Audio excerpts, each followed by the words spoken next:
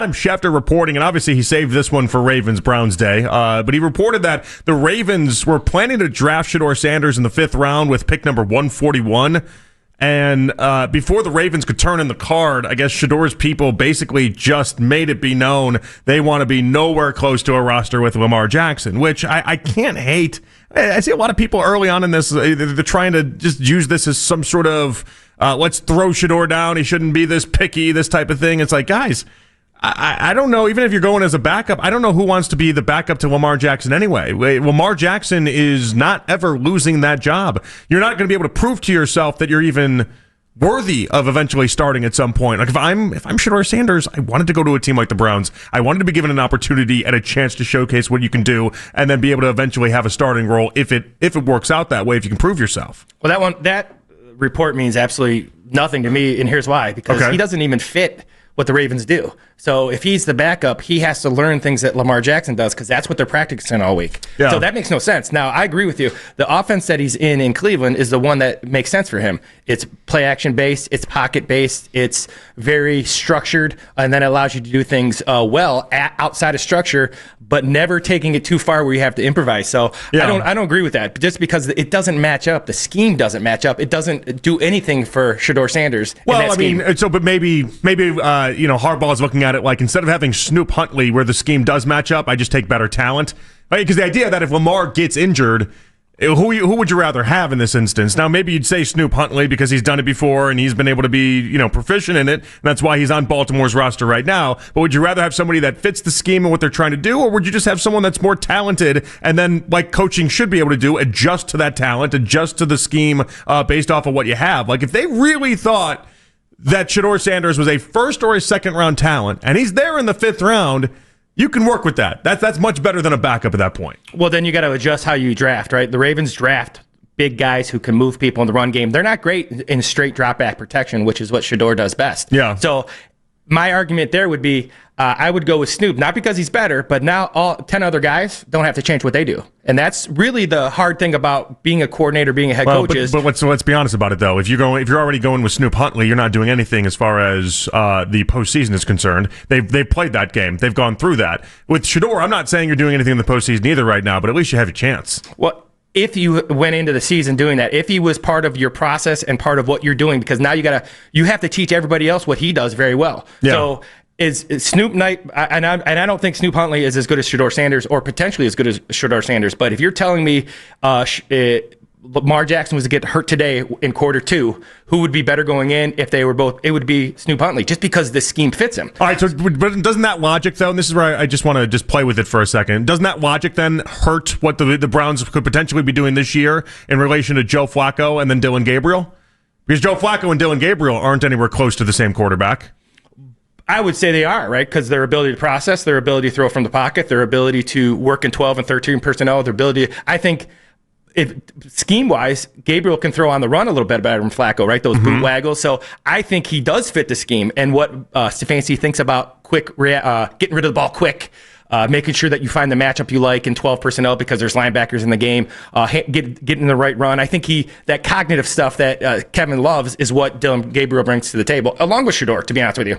So are they closer to Joe than maybe I think in my head? Is that what I'm saying? Absolutely. Okay. I think the skill, especially how they think. SHEDEUR does, the idea that SHEDEUR, that was when he started sliding, people were like, oh, he can't read defenses. I watched everything he did at Colorado. I watched every throw. He can do all that stuff. Yeah. He didn't have protection, so they did what they had to do. Agreed. Yeah. He can make all the throws. He can do all that. There's some footwork and stuff. There's some fundamental stuff he's got to work on, but he can do. Both of those guys can do all the stuff. So you don't buy this. You don't buy that the Ravens were even trying to do this. I don't buy it at all. Schefter's just he's just I don't know that he's kicking the hornet's nest or anything like that. But you just think Schefter. All right, now this just makes it then seem like someone's trying to muddy up SHEDEUR's name. Then is all this is because this is going to the idea that SHEDEUR is just was being a nuisance around the draft and was trying to control where he could control and pick his spot. Meanwhile, what this suggests is that he was in a free fall. And it was in the 5th round, and he was still trying to dictate where he could and could not go. Well, I just don't. The Ravens, the Steelers are the two teams that do not care about, it's like a college kid. They don't care how many 5-star people they have. They draft to what they do. SHEDEUR doesn't fit what they do offensively, and that's all. It has nothing to do with his skill. Well, but at one time they did draft Lamar Jackson while Joe Flacco was their starting quarterback. Correct, and I thought they did a great job of changing, right? They had to change completely what they did. So they can do it, is what you're telling me. Correct. Yeah, no, but that means there's got to be... Oh, you didn't think about that one, did you? But it has to do that... Didn't think about that one. But I said second quarter today, right? It's not... It's if you're going in with the process. They did it mid-season. Lamar Jackson started in the middle of the season. That's when they made that change. It is easier to go to more of a run game than it is to go a pass game in terms of teaching offensive linemen who are not great in pass protection.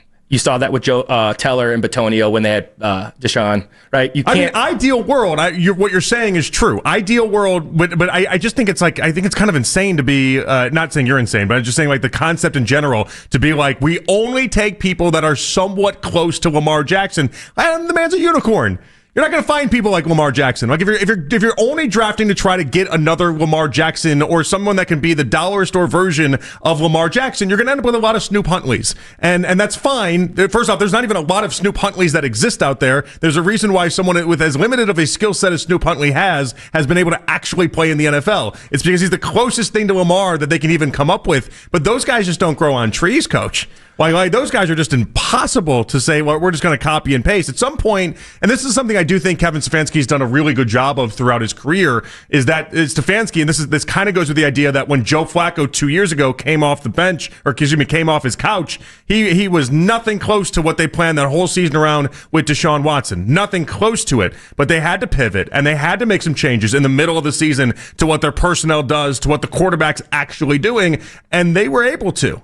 And like I think that is a part of coaching that I don't know. I think if the really good coaches can do it, they can make those changes within different systems, different sets, different quarterbacks, and just be able to put the best guys out there and make it work. Well, I agree with he's a unicorn. So they do a lot of things in Baltimore that no one else does. So, but I think Kevin Stefanski's success comes with the traditional type of quarterback. So I think he does a great job with the guys who have just that floor. They're not maybe going to get to a ceiling, but can get you into the right run game, can make the throws when necessary, can make quick decisions, understand what they're seeing. But he's a unicorn. That's fair. But that, in my opinion, that's what Stefanski can do very well. Well, that's what made the Deshaun thing so interesting, is that Deshaun really isn't that at the highest level for himself. Like Deshaun Watson is not a Stefanski quarterback at the heart of it.